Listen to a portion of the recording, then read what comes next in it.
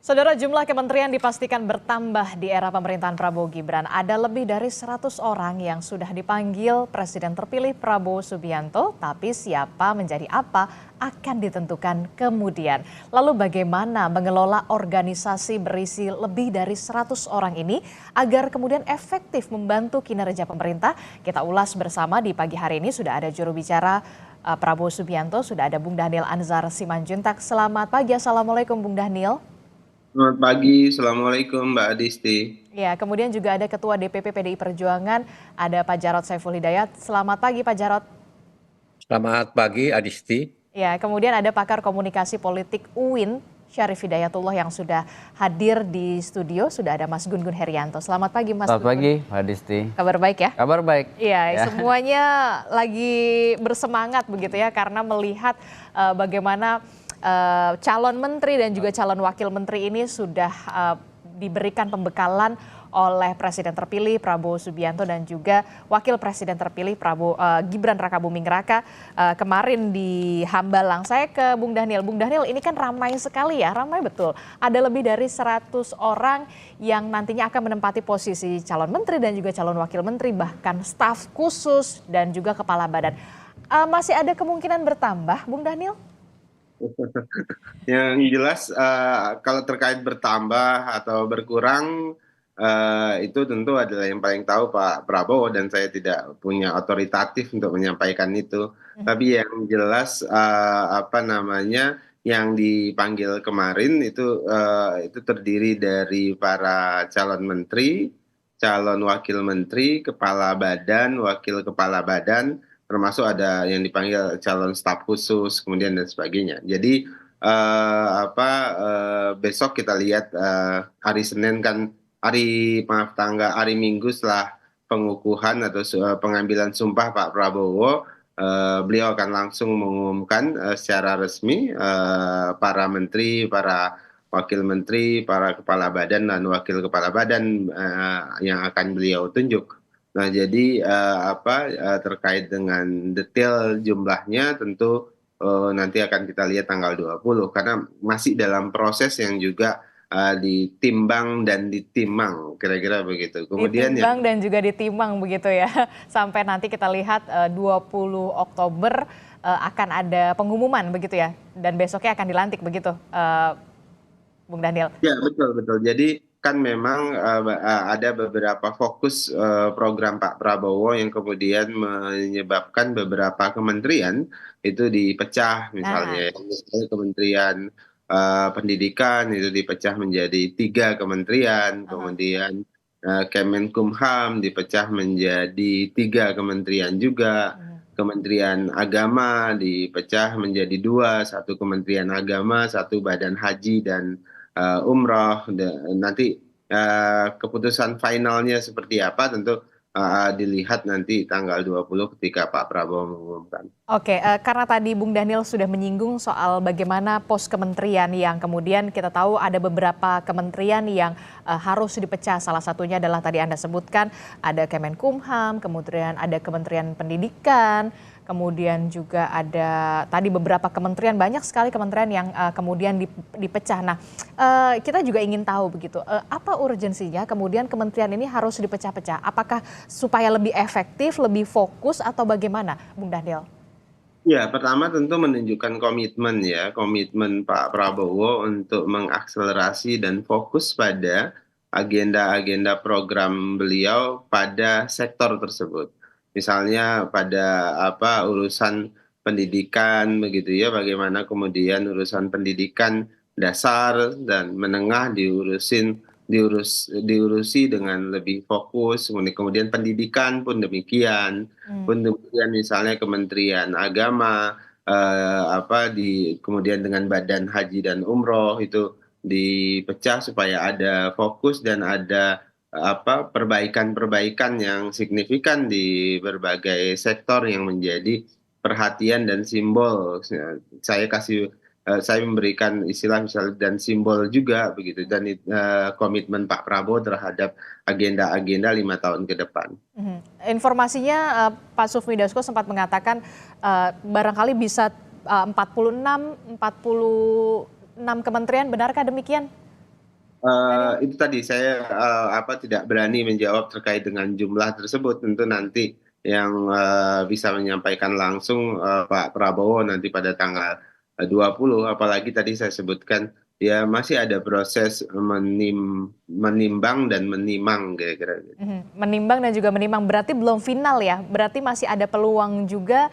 Ini mungkin kita lihat PDI Perjuangan begitu, karena kan PDI Perjuangan katanya Pak Prabowo dan juga Bu Mega akan segera bertemu dalam waktu dekat, tapi kita juga masih belum tahu gitu kapan.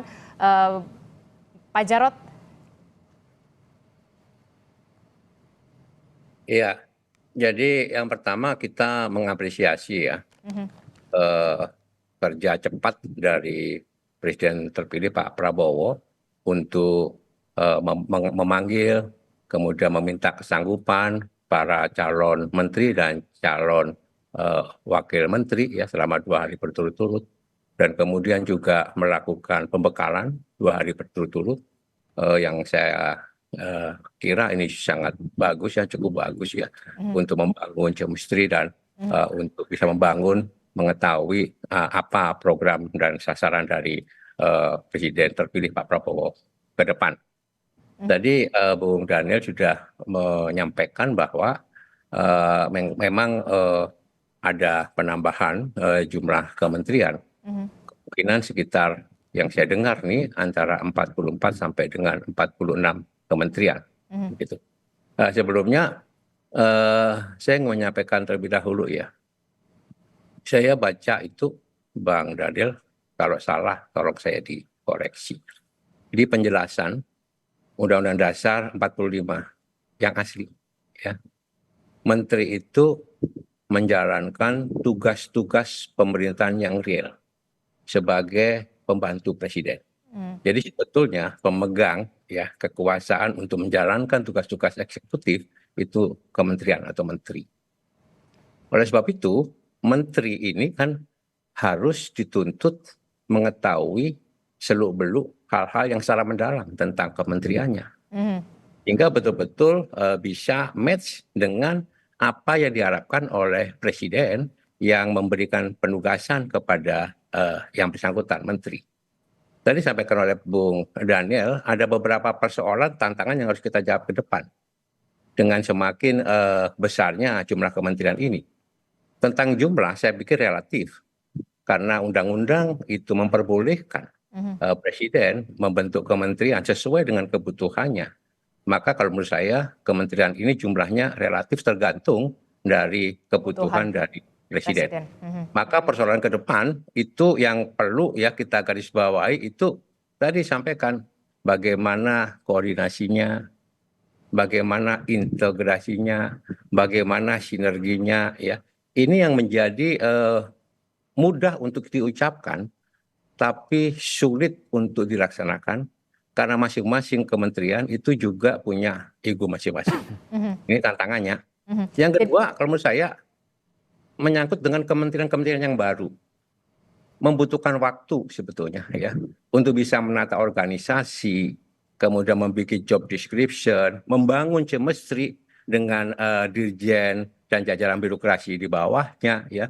Ini juga butuh waktu.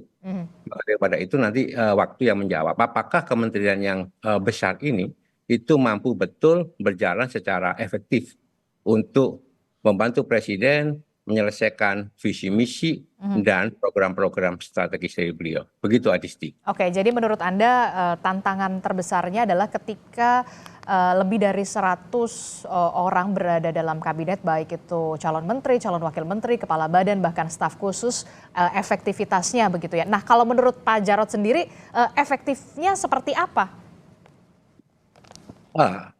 Kalau seperti ini maka yang bisa nanti menjawab itu waktu.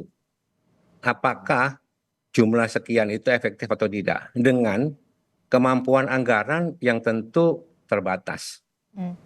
Ya, APBN kan sudah digedok kemarin itu untuk APBN tahun 2025. Maka itu juga butuh penyesuaian. Ketika APBN yang kemarin itu disetujui, itu mungkin formatnya, itu postur kementeriannya itu masih 34. Oke. Sebab itu perlu ada penyesuaian ya. Nah, kurang lebih karena APBN kita sekitar 3.000 triliun gitu ya. Itu pendapatan kita gitu. Kemudian kita juga harus membayar bunga dan cicilan Oke. sekitar 750 triliun. Ya, hal-hal yang seperti ini yang perlu juga disesuaikan karena anggaran sudah disetujui kemarin. Oke. Memang bisa untuk kemudian kita lakukan PAPBN nanti. Oke, saya ke Bung Daniel. Bung Daniel, ini bagaimana kalau misalkan menurut Pak Jarod kan juga koordinasi ini menjadi krusial dan juga tantangan terbesar ketika kementerian ini dipecah, ada berbagai macam kementerian termasuk juga kementerian baru begitu. Ini menjadi tantangan tersendiri bagi Presiden terpilih Prabowo Subianto dan juga Wakil Presiden terpilih soal koordinasi yang kemudian menjadi krusial juga, kemampuan koordinasi termasuk juga efektivitasnya karena kalau mau cepat berlari juga tetap harus cepat begitu ya. Apalagi untuk kementerian baru termasuk juga soal anggaran, Bung Daniel. Bung Daniel? Iya, maaf. Apa yang disampaikan oleh Pak Jarod tadi 100% betul, bahwasannya ada kerumitan ketika ada proses pertama misalnya dari sisi banyaknya jumlah kementerian, maka ada tantangan koordinatif, artinya tantangan koordinasi antar sektor itu semakin banyak dan tingkat kerumitannya pasti juga tinggi. Nah, disitulah dibutuhkan kapasitas masing-masing menteri juga tentu dalam hal ini ada Pak Presiden, kemudian ada Menteri Koordinator yang kemudian mengkoordinasikan semuanya. Nah, untuk memastikan efektivitas dan efisiensi kerja-kerja nanti.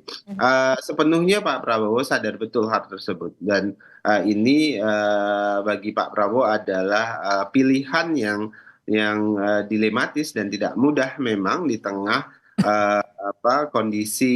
Pak Prabowo sering menggunakan argumentasi bahwasannya pilihan politik saya pada saat ini adalah pilihan politik kolaboratif. Dia ingin memastikan rumah kita ini konsolidasi politiknya itu guyup, aman dan baik-baik saja di tengah kondisi geopolitik dan geostrategis atau di luar rumah yang tidak baik-baik saja dan ini pasti mempengaruhi kondisi kita di dalam rumah. Itu yang melatar belakangi bagi Pak Prabowo harus mengambil jalan politik yang akomodatif. Nah, kemudian yang kedua, memang pemecahan-pemecahan kementerian-kementerian ini memakan waktu, misalnya untuk melakukan restrukturisasi, kemudian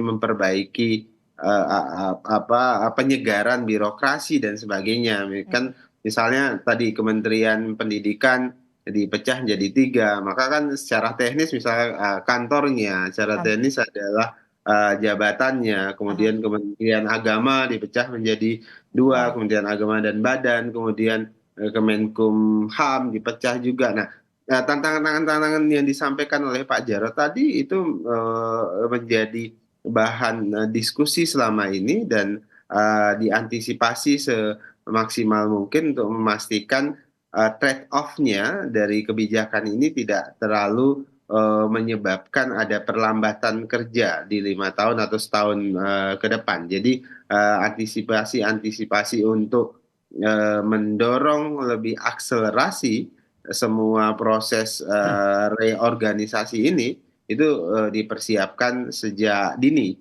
Makanya kan ada tim sinkronisasi, ada satgas yang memang sudah melakukan itu jauh sebelum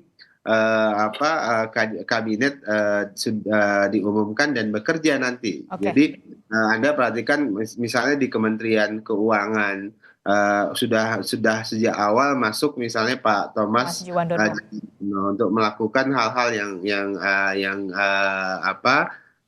koordinatif menjelang kabinet baru itu terbentuk. Oke, baik. Tampaknya kalau dikatakan oleh Bung Dhanil, ini sudah diantisipasi sudah jauh-jauh hari, bahkan sudah ada tim sinkronisasi ketika banyak kementerian ini sudah akan dipecah nantinya, termasuk juga orang-orang lebih dari 100 orang yang akan ikut membantu Presiden terpilih Prabowo Subianto untuk menjalankan visi dan juga misi serta janji kampanye 5 tahun ke depan. Anda melihat tantangan terbesar nantinya ketika kementerian ini ditambah, kemudian banyak sekali yang membantu Presiden nantinya 5 tahun ke depan, apa yang akan terjadi? Ya, menurut saya ini tantangan yang paling besarnya adalah sistem organisasi dan tata kelola ya. Sistem organisasi dan tata Ya, kelola. terutama menyangkut pola hubungan intra-government, baik bersifat vertikal maupun bersifat horizontal. Vertikal tentu dengan Presiden yang berada di puncak hierarki otoritas, horizontalnya antar kementerian, baik yang lama maupun baru. Dan di dalam sendiri karena kan menyangkut bukan hanya menteri, melainkan jajaran birokrasi di bawahnya. Seperti misalnya para pejabat eselon ya 1, 2, 3 dan tentu di bawahnya.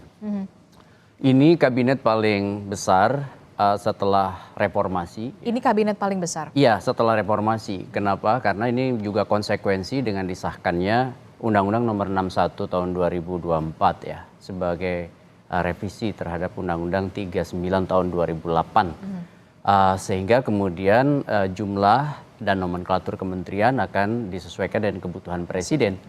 Seingat saya ini adalah jumlah kementerian yang paling banyak setelah kabinet Dwikora yang disempurnakan atau yang sering disebut sebagai kabinet Dwikora II yang memiliki jumlah kurang lebih 100 menteri di era Soekarno. Setelah Orde Baru kemudian masuk masa reformasi, apalagi kemudian setelah dilegitimasi lewat Undang-Undang 39 2008 itu kan jumlah kementerian hanya 34. Dan sekarang dengan adanya jumlah menteri 46 atau sampai 48 kurang lebih begitu ya, ditambah pos wakil kementerian yang juga lumayan banyak. Kalau dilihat dari yang dipanggil aja hari pertama 49, hari kedua 59 itu udah lebih dari 100. Artinya memang akan banyak ya, pertama nomenklatur baru, kemudian yang kedua orang yang didistribusikan dan dialokasikan juga banyak. Tantangannya makanya kemudian sistem organisasi dan tata kelola supaya kemudian kalau kita berharap akselerasi, yang diselesaikan paling lebih dulu adalah soal anatomi birokrasinya. Anatomi birokrasi. Ya, bayangkan sebagai sebuah tubuh dengan batang tubuhnya, apalagi ada organ-organ baru, itu tidak mudah untuk kemudian membangun sinergi kolaborasinya dalam waktu singkat. Bayangkan misalnya banyak sekali sumber daya manusia seperti aparatur sipil negara yang mungkin harus diredistribusi. Kemudian harus ada revitalisasi beberapa organ dan sumber daya manusianya. Misalnya dengan dipindahkan ASN-ASN di kementerian seperti di Kemenkumham ketika dipecah. Kemudian juga Kementerian Agama, ada misalnya Kementerian Agama dan Badan Haji dan Umroh. Kemudian tentu juga di sektor-sektor lain yang tadi disebut oleh Bung Dhanil. Tentu ini bicara soal governance ya, bicara soal tata kelola. SOTK-nya dulu. Kemudian yang kedua bicara soal seperti Pak Jarod tadi sampaikan, ini supaya tidak overlap job desk yang menjadi leading sektor dari kementerian itu apa. Kemudian yang ketiga sistem pengawasan internal dan eksternal. Ya ini yang mungkin juga penting dalam konteks good governance. Kenapa? Karena biasanya organ baru sistem pengawasan belum begitu optimal, apalagi masih misalnya baru di setup. Ini untuk berakselerasi mengejar misalnya beberapa target pemerintahan Pak Prabowo tidak mudah. Contoh aja, pertumbuhan ekonomi ingin 8% misalnya. Kemudian himpitan problem domestik dan global seperti geopolitik dan geostrategis.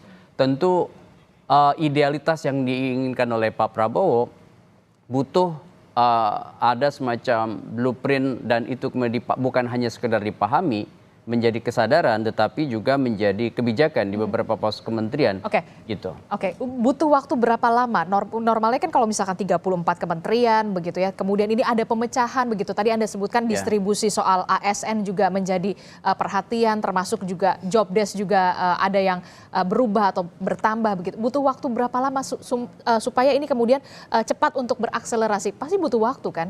Tidak. Ya kalau kita Walaupun memang bicara ada tim sinkronisasi. ya kalau kita bicara quick wins ya atau quick response secepat-cepatnya tidak ada waktu yang pasti, tetapi 6 bulan pertama urusan SOTK ini harus menjadi prioritas utama. 1 tahun pertama kan orang sudah menuntut hasil, ya kan, meskipun prematur untuk memberi simpulan apakah sukses atau tidak. Sehingga 1 semester awal dalam pemerintahan untuk koordinasi merapihkan jajaran atau line up di seluruh kementerian baik lama maupun baru adalah tantangan paling besar. Kenapa? Ini bicara performa komunikatif ya, bicara ritual misalnya bagaimana distribusi dan alokasi pekerjaan, kemudian performa politis, pola hubungan intra-government dan extra-government. Karena bicara pemerintah bukan hanya bicara di internal, tapi juga bicara dengan hubungannya dari pemerintahan-pemerintahan lain. Dan kementerian pasti juga punya mitra-mitra di internal seperti DPR maupun eksternal misalnya dengan ragam kementerian yang sama di negara-negara lain. Jadi menurut Anda setidaknya butuh waktu 6 bulan dulu untuk merapihkan semuanya, untuk bisa berakselerasi, untuk berjalan beriringan bersama? Ya itu idealnya. Ya, idealnya. Kenapa? Kan waktu nggak lama, 5 tahun. Belum dipotong lagi. Iya kan, 5 tahun itu 1 tahun terakhirnya udah gonjang-ganjing lagi pertarungan politik pemerintahan ke depan begitu ya, sehingga otomatis tahun pertama biasanya yang menjadi tantangan besar adalah konsolidasi pemerintahan, terutama untuk tentu ya memastikan laju arah itu sesuai dengan visi misi presiden. Kenapa? Karena presiden yang tentu punya visi misi, bukan menteri, dan menteri itu menerjemahkan visi misi presiden. Dan tahun kedua, ketiga, keempat itu adalah fase produktivitas yang makanya kemudian di satu sisi ada kinerja, di sisi lain ada pengawasan. Tahun kelima itu sudah kemudian ada power relation, ada relasi kuasa dengan kekuatan yang akan bertarung lagi di pemilu berikutnya. Sehingga memang tidak lama. Oleh karena itu yang saya paling memberikan catatan di awal ini justru adalah pada prioritas sistem organisasi dan tata kelola kementerian, apalagi banyak nomenklatur kementerian baru. Itu yang saya garis bawahi ya. Sistem organisasi dan juga tata kelola kementerian butuh waktu setidaknya idealnya sekitar 6 bulan. Nah, lalu bagaimana kemudian kementerian yang dipecah dan juga ada kementerian baru, bahkan juga janji kampanye yang segera harus direalisasikan secepatnya. 100 hari pertama kinerja dari Pak Prabowo dan juga Gibran tentu sangat ditunggu dan nantinya akan seperti apa? Jangan dijawab dulu Bung Dhanil, kita akan jeda. Usai jeda kami kembali di Sapa Indonesia Pagi. Terima kasih Anda masih bersama kami di Sapa Indonesia Pagi. Saudara, masih membahas soal tata kelola Kabinet Prabowo Gibran setelah kemarin lebih dari 100 orang ini sudah menghadiri pembekalan dari Pak Prabowo. Begitu di Hambalang, kita akan nantikan pengumumannya tanggal 20 nanti 20 Oktober. Saya ke Bung Dhanil dulu. Bung Dhanil, ini kan kalau tadi kita sudah mendengarkan penjelasan dari Mas Gun-Gun, cukup rumit sekali ya, sangat rumit bahkan saya mengatakan, karena banyak kementerian yang dipecah, ada kementerian baru, harus ada tata kelola, baik itu ASN dan segala macamnya, soal anggaran juga begitu ya. Nah, biasanya kan tolak ukurnya itu adalah 100 hari pertama, Bung Dhanil, dan pastinya 100 hari pertama ini sangat-sangat ditunggu. Betul, Mbak Adisti. Jadi memang ini bagi Pak Prabowo adalah tadi pilihan politik, pilihan kepemimpinan. Setiap pilihan kebijakan itu kan pasti selalu ada trade-off-nya. Trade-off yang harus dihadapi oleh Pak Prabowo tentu tadi yang sudah dibahas oleh Mas Gun-Gun, kemudian juga disebutkan oleh Pak Jarod secara baik tadi gitu. Jadi, nah, antisipasi meminimalisir trade-off yang bisa menjadi hambatan ini itu sedang dan terus dilakukan oleh Pak Prabowo. Tentu dengan kapasitas kepemimpinan Pak Prabowo yang selama ini membangun kekompakan tim, kemudian memastikan semua kerja-kerja kabinet bisa sesuai dengan target itu pasti dilakukan oleh Pak Prabowo. Biasanya Pak Prabowo akan melakukan pengawasan yang sangat ketat dan langsung. Itu pertama. Kemudian kedua tentu target-target harapan atau ekspektasi publik untuk segera ada perbaikan, misalnya segera ada manfaat langsung dari kerja-kerja kabinet itu menjadi beban, tentu menjadi tanggung jawab lah. Saya ganti istilahnya, bukan beban tapi tanggung jawab yang harus disegerakan, dan kita sadar betul terkait dengan itu. Nah, harapannya kan sebenarnya ketika ada pemecahan kementerian, harapannya itu bisa akseleratif dengan tantangan tadi secara birokrasi yang harus diperbaiki dan disegerakan SOTK-nya. Nah, tapi dalam jangka panjang tentu Pak Prabowo berharap sektor-sektor yang selama ini dianggap tidak maksimal itu bisa dimaksimalkan. Ada perbaikan. Misalnya ya, saya berikan contoh, sebutlah kebudayaan. Nah, kan tadinya Kementerian Pendidikan itu ya termasuk di situ ada Kebudayaan. kebudayaan. Ketika kebudayaan menjadi satu kementerian khusus, maka akan ada upaya yang lebih baik untuk memberikan perhatian lebih maksimal terhadap sektor budaya kita, kekayaan kebudayaan kita yang selama ini tidak dikapitalisasi dengan baik, sebutlah begitu. Nah, akhirnya maka survei-survei misalnya terkait dengan pertahanan kebudayaan kita itu mudah-mudahan ke depan menjadi jauh lebih baik, dan itu bisa menjadi simbol-simbol kebangkitan Indonesia dari sisi kebudayaan. Oke, jadi bisa dipastikan 100 hari pertama sebagai tolok ukur dari on the right track sebenarnya kalau misalkan melihat kinerja ini sudah bisa kelihatan, bisa dipastikan. Termasuk Iya, soal janji betul. kampanye.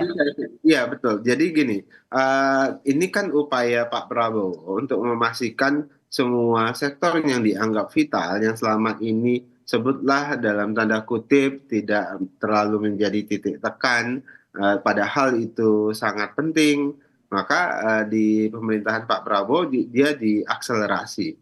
Termasuk misalnya di pendidikan terkait dengan AI misalnya, bagaimana kemudian perubahan-perubahan zaman dan teknologi ini difasilitasi oleh Pak Prabowo, oleh pemerintahan ke depan. Oke, kita akan lihat dan tunggu 100 hari pertama di pemerintahan Prabowo Gibran ini kinerjanya akan seperti apa, walaupun kalau kata Mas Gun Gun perlu waktu setidaknya 6 bulan ya untuk melakukan pembenahan di setiap kementerian. Saya ke Pak Jarod. Pak Jarod, ini kan kalau kita lihat ya semua sudah dipanggil. Nah, PDIP ini gimana nih perkembangannya antara pertemuan Bu Mega dan juga Pak Prabowo, ini banyak sekali yang menunggu. Tidak hanya publik, tapi Pak Prabowo sendiri sudah jelas begitu ya, sudah bahkan menunggu 2 tahun untuk bertemu Bu Mega katanya. Ya ditunggu saja, Disti. Tapi yang penting itu tadi sampaikan oleh Bang Daniel, ya itu tepat ya.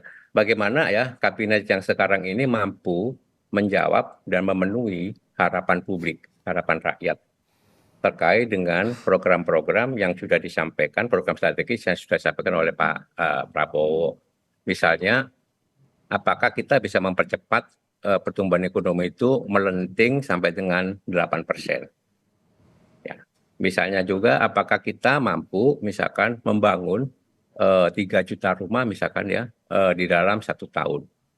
Apakah kita mampu menyediakan makan bergizi gratis bagi anak-anak sekolah? Ini pekerjaan-pekerjaan yang ditunggu oleh publik ya. Bagaimana ini bisa dijawab oleh kabinet yang sangat kompleks dan lengkap tadi. Tapi saya juga ingin menyampaikan bahwa ada Mas Gun Gun di sini ya. Birokrasi itu ada penyakit yang melekat. Ya. Penyakit yang melekat yang utama dalam birokrasi itu satu jelas KKN, korupsi, kolusi, nepotisme.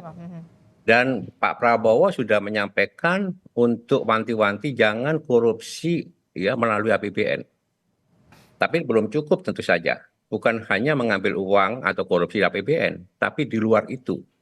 Misalnya pedagang pengaruh, ya korupsi untuk mengambil pengelolaan tambang, ya kemudian sawit dan sebagainya. KKN ini penyakit yang melekat dalam ASN kita, birokrasi kita.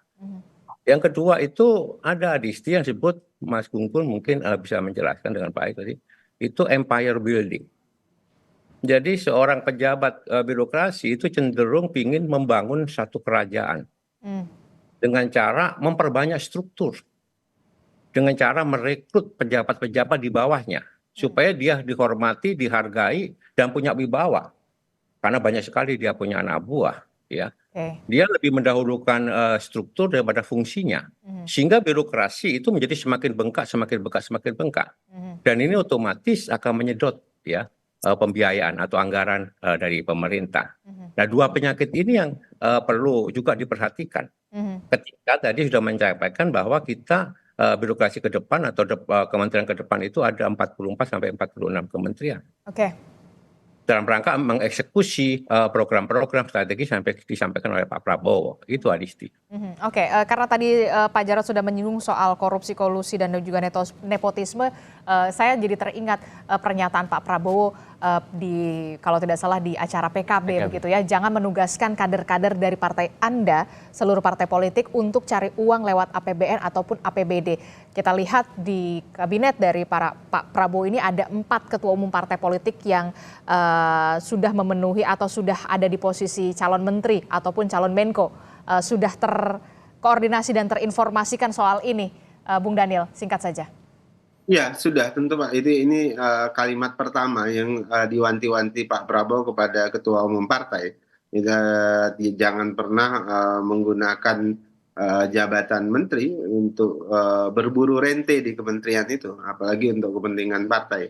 Jadi itu sudah menjadi catatan yang diberikan di awal oleh Pak Prabowo. Kemudian kedua, Pak Prabowo untuk menjawab atau menekan statement pertama yang saya sampaikan tadi, Pak Prabowo selalu menyampaikan loyalitas itu tidak boleh ada double loyalty, yang ada single loyalty. Nah, single loyalty ini maksudnya ketika mereka ada di dalam di dalam pemerintahan kabinet Pak Prabowo harus dipastikan loyalitasnya sepenuhnya kepada presiden dan tidak memfungsikan diri, mempraktekkan diri tadi double loyalty yang menyebabkan muncul itu tadi praktek-praktek pemburuan rente di dalam kementerian.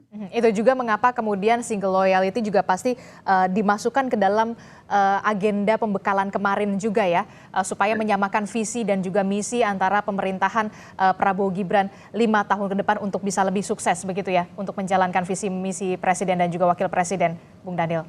Betul. Jadi Pak Prabowo ini adalah panglima, bahkan beliau panglima perang, dan tentu beliau membutuhkan tim yang yang kuat, yang loyal untuk mencapai tujuan-tujuan kerja pemerintah, tujuan-tujuan kehidupan berbangsa dan bernegara.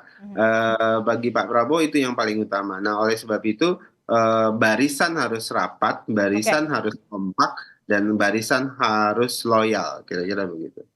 Barisan harus loyal begitu untuk menyamakan visi dan juga misi presiden dan juga wakil presiden terpilih 5 tahun ke depan. Terakhir, poin kritis apa yang bisa disampaikan untuk bisa mengguyupkan kabinet yang kita tahu membernya lebih dari 100 orang? Ya, memang kerap kali ada gap antara yang seharusnya dengan yang senyatanya. Maksud saya, ya dalam konteks seharusnya ada loyalitas yang tunggal pada presiden sebagai orang yang berada di puncak hierarki otoritas, tapi senyatanya ada satu realitas politik di mana groupthink itu lebih dominan. Contoh misalnya, kita memahami konfigurasi kabinet kita, diisi menteri dan wakil menteri itu satu dari partai, 2 tim relawan atau tim sukses, yang ketiga mereka yang berasal dari profesional dan teknokrat yang mungkin juga punya endorsement dari partai. Nah, untuk menyatukan dan mengorkestrasi ini, problem seriusnya adalah ada pada komitmen untuk benar-benar loyalnya itu pada kinerja, untuk menunjang kinerja presiden. Partai itu harusnya juga berada dalam landscape yang sama atau arus yang sama. Contoh misalnya, kalau ada problem seperti misalnya menteri terlibat dalam praktik korupsi. Nah, itu komitmen presiden bukan hanya pada orang yang bermasalah seharusnya, dan ketua umum partai juga bukan hanya melindungi orang yang bermasalah, tapi juga harus ada komitmen kalau misalnya ada menteri dari partainya bermasalah korupsi, apakah kemudian punishment itu hanya diberikan kepada orang bersangkutan atau juga sekaligus ada shock terapi pada partai yang mendistribusikannya. Sehingga ini menjadi bagian juga menurut saya katalisator dari perubahan signifikan ke depan. Kalau enggak ya politik as usual. Ya itu tadi yang saya bilang, groupthink, terjadinya satu proses di mana politik itu sangat personal sentris pada orang yang memiliki otoritas mengendalikan. Kalau di partai tentu ketua umum partai. Nah, belum tentu misalnya partai yang didistribusikan ke kabinet loyalnya itu hanya pada presiden, tapi bisa juga pada ketua umum partainya. Nah, di sini harus ada jembatan komunikasi politik yang intens sehingga kemudian tidak terjadi sejumlah paradoks di mana loyalitas itu memang benar-benar ganda. Dan salah satu jebakan ya dalam satu konfigurasi highly fragmented multi-party system di mana sebaran orang yang mengisi kabinet itu berasal dari banyak sekali partai politik. Kalau kemudian tidak terjembatani dengan baik ya, itu melahirkan problem yang sangat serius dan berulang gitu. Dan ini ada potensi-potensi ke arah sana. Selalu ada, apalagi ini kan kalau kita lihat yang tadi saya bilang dan Bung Daniel juga tadi sadarin, Pak Jarod juga memberi catatan yang sangat kritis tadi. Ya bagaimana misalnya praktek yang disebut dengan demokrasi kolusif itu tidak terjadi. Kan salah satu jebakan dalam konteks negara bukan hanya khas Indonesia tapi lebih banyak negara demokrasi ya itu yang disebut dengan kolusif demokrasi. Kolusif demokrasi bukan hanya di hilir terjadinya praktik ya tetapi juga di mindset. Contoh misalnya bagaimana mengamankan ya hal yang paling umum misalnya level seperti undang-undang dan sebagainya itu hanya diperuntukkan oleh untuk kelompok kecil, bukan bonum komun atau kepentingan publik atau kepentingan bersamanya. Nah, kalau itu yang terjadi, maka ya praktik demokrasi kolusif itu sebenarnya sudah dimulai dari mindset. Tinggal mezonya, macam-macam kebijakan, baru kemudian hilirnya atau mikronya tindakan-tindakan ya. Contohnya misalnya penyusunan, pengalokasian, implementasi anggaran, itu kan problem di hilir sebenarnya begitu. Oke, nanti kita akan tunggu bagaimana Presiden terpilih dan juga Wakil Presiden terpilih Prabowo Subianto dan juga Gibran Rakabuming Raka untuk bisa kemudian memastikan janji kampanye dan juga visi misi ini bisa berjalan baik 5 tahun ke depan dengan kita lihat lebih dari 100 orang yang sudah masuk atau calon menteri dan juga calon wakil menteri bahkan staf khusus dan juga kepala badan. Tentu kita harapkan ini benar-benar bisa berjalan sesuai dengan rencana dan juga berjalan cepat pastinya ya. Terima kasih Bung Daniel sudah bergabung bersama kami, Pak Jarod terima kasih, Mas Gun-Gun terima kasih sudah bergabung.